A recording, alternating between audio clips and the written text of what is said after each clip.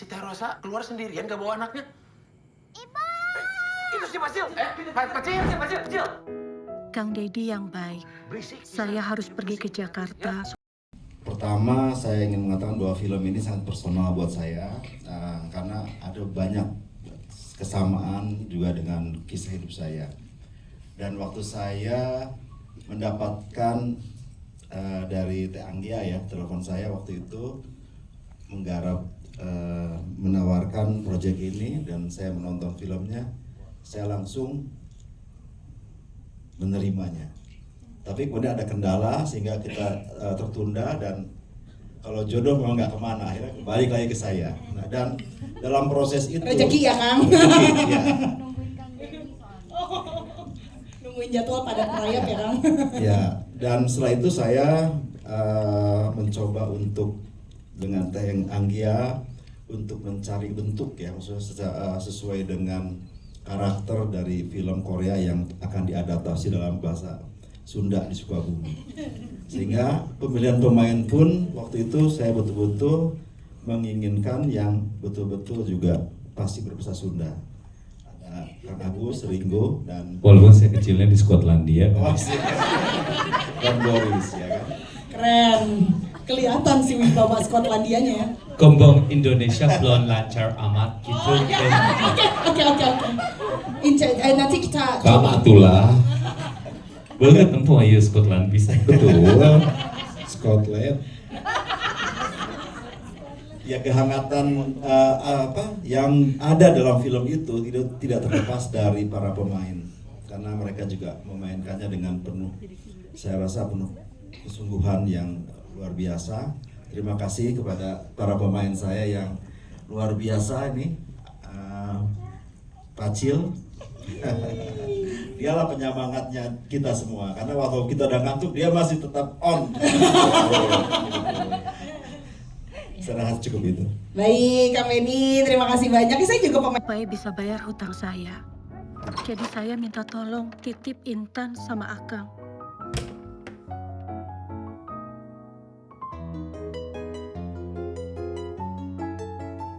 Pacil, kenapa tuh?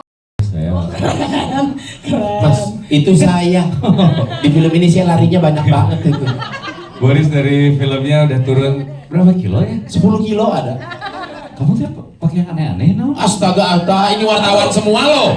Baris Ini yang mereka tunggu-tunggu loh. Oh, bentar, Gak karena apa-apa kan dipotong aja buat TikTok. kalau saya jangan film kita belum selesai. Ini 10 kilo kan berarti kayak beban hidup apa gimana tuh? Ya, mak tahu sendiri.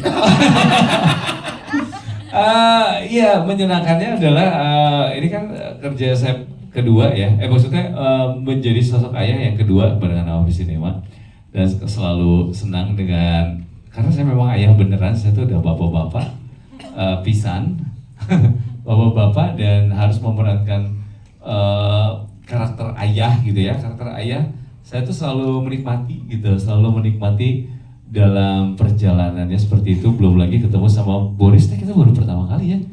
Betul. Ya, untuk bekerja. Untuk bekerja baru pertama, terus anjir ternyata orang ini Sunda pisan gitu. Jadi saya banyak belajar Sunda dari Boris bahkan. Ya karena waktu di Scotland saya nggak ketemu. Oh, Cupoponggi? Tutuponggi. Oh, Cupoponggi. Oke, Cupoponggi. Biasa dahar go hemong. Gorengan. Bala-bala aja. Jadi ini tuh seperti apa ya? Dulu film pertama pakai dialek Sunda. Akhirnya lama nggak ketemu dialek Sunda itu. Dapat lagi di sini. Menyenangkan banget gitu. Belum lagi yang paling akrab adalah cerita tentang utang piutang ini kan di kehidupan nyata juga banyak ya. Kalau Ya di lagi, kita aku juga ada, Kak. Ada ya. Sabar ya. Gitu. Terus kayaknya ceritanya relate gitu dengan kehidupan sehari-hari dan apa kan iya banyak cerita tentang debt collector yang kita lihat di sosial media segala macam bahwa mereka juga manusia yang mengerjakan tugasnya kan gitu. Jadi kalau misalnya ini dari sisi yang lebih humanis kayaknya menarik ya gitu untuk diperankan dan untuk saya mendapatkan jajaran pemain yang banyak membantu saya Boris yang sungguh-sungguh, Eca yang luar biasa, Tisa yang juga pacaran mulu. Sorry. Nggak, tapi dia punya pacar. Itu terlalu rule of three, iya benar. Iya, tapi baik-baik kan sama pacarnya baik kan, Orang kan Tesita. acting satu kehidupan pribadi. sorry. Tesita juga yang luar biasa, pemain-pemainnya saya kagumi, jadi timbul kesan kalau misalnya, aduh jangan sampai saya mengecewakan gitu, saya melihat teman saya yang sungguh-sungguh ini, jadi takut mengecewakan, jadi itu yang paling saya takut kalau udah ketemu sama jajaran yang luar biasa, bijak teu aing. Keren. Aduh, dipancing terus bunga harus dikasih ya. Tapi Kak Ringo, karena tadi bilang Iya. sosok ayah, sehari-hari juga jadi ayah gitu ya. Betul. Untuk anak-anak. Iya. Ada sesuatu yang sangat relate banget gak sih selama memerankan Mang Dedi ini? Nganterin sekolah kali? Bagian sholat itu juga menarik. Oh. Ya maksudnya gini, saya halo. Kak Ringo biasa jadi imam ya di rumah Imam Darto. Sebentar. Jadi anak saya tuh sekolah di sekolah Islam, beberapa surat hafalan tuh mereka tahu gitu ya, sedangkan saya terbatas. Maaf. Kulhu lagi. Cool and the gang saya taunya benar kulhuwallah, kul jibrobina, kul jurul falak, Al-Falaq, the gitu gangnya ya. Ina atau Ina, yang pendek-pendek. Nah tiba-tiba pada suatu hari ya anak saya menanyakan disuruh menghafal sama gurunya surat apa gitu ya. Terus saya langsung, emang ada surat itu? Jadi ketika di adegannya tadi kan ke selibet gitu ya, jadi apa yang membetulkan pacil tuh. Doa makan jadi doa tidur. Iya, itu tuh sebagai ayah tuh getar sih gitu. Getar ketika anak saya dalam kehidupan nyata kayak, Bapak sholat yuk, waduh getar gitu. Saya nggak sama sekali tidak bisa menolak itu gitu kalau anak saya yang berbicara, dan ini ada pacil, jadi sosok yang sayang ke pacilnya juga pelan-pelan kan gitu. Bahwa sosok yang nggak pernah mikir ada sekitarnya bakal ada anak, terus sosok yang nggak pernah mikir kalau dirinya akan tersentuh gitu, nggak pernah tahu. Mungkin dia juga sebel karena ngeliat pacil pertama kali juga udah ribut mulu, terus berisik anak ini gitu, terus nakal. Tapi di satu sisi kan memang ternyata tanpa dia sadari bikin hidupnya Mang Dedi jauh lebih baik seperti di kehidupan saya nyata. Anak-anak saya membuat hidup saya jauh-jauh lebih baik gitu. Wah. Kabur-kaburan teh kenapa? Ana mau cari ibu.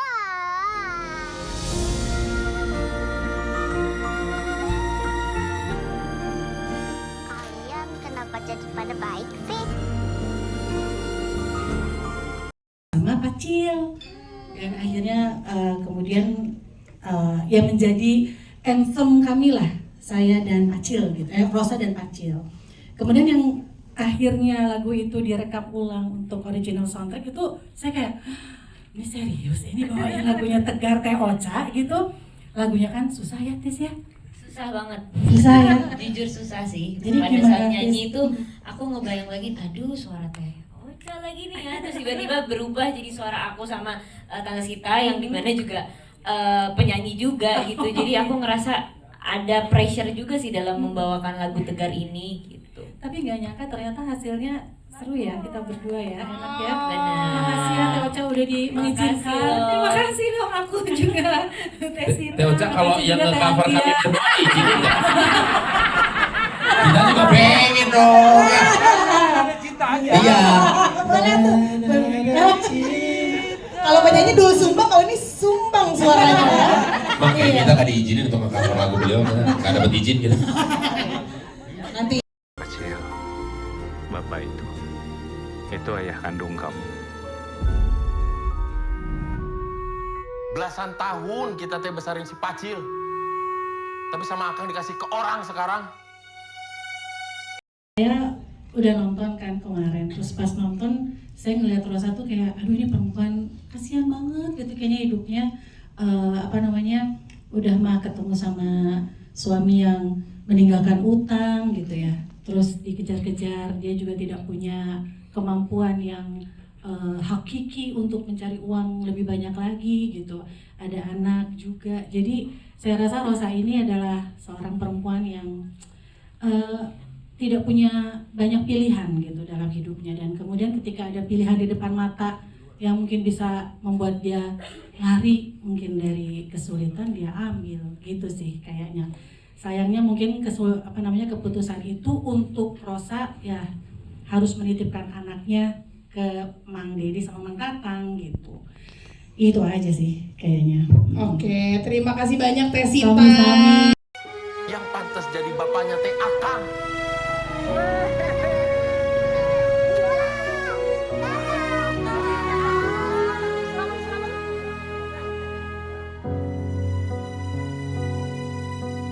Sore juga teman-teman semuanya. Kalau sebenarnya proses development cerita ini tuh berlangsung udah dari 1 tahun yang lalu ya sebenarnya. Terus habis itu kita kan ngelakuin riset untuk ceritanya juga, kita compare dan banyak banget yang kita nilai scene-scene juga di situ tuh yang ini nggak boleh hilang nih kalau misalnya kita adaptasi. Tapi di saat yang sama ketika kita melakukan proses lokalisasi juga nggak boleh mencederai gitu ya. Dan banyak banget seperti yang tadi di-mention sama Teteh sama Novi juga gitu ya. Kalau nilai-nilai cinta yang tulus yang datang dari chosen family gitu, yang datang dari keluarga-keluarga yang tidak sedara, itu banyak yang hadir di ruang development dan menjadi kayak banter dan proses development kita tuh jadi berlandasannya tuh di situ. Begitu sih. Jadi proses yang sangat menyenangkan dan juga akhirnya menjadi cerita yang utuh. Gitu. Oke, wow luar biasa, terima kasih Kak Rifki. Sok, temuin ayah kamu ya.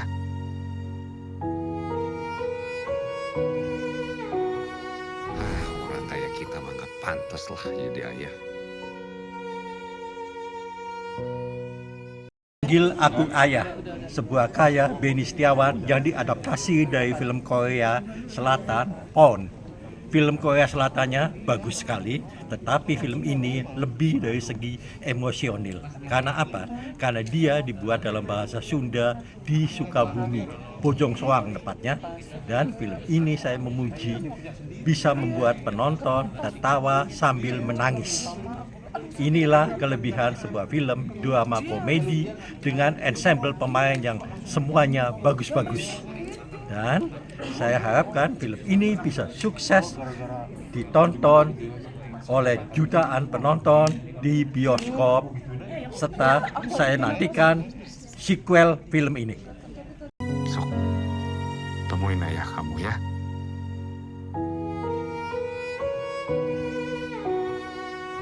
Orang kayak kita mah gak pantas lah jadi ayah.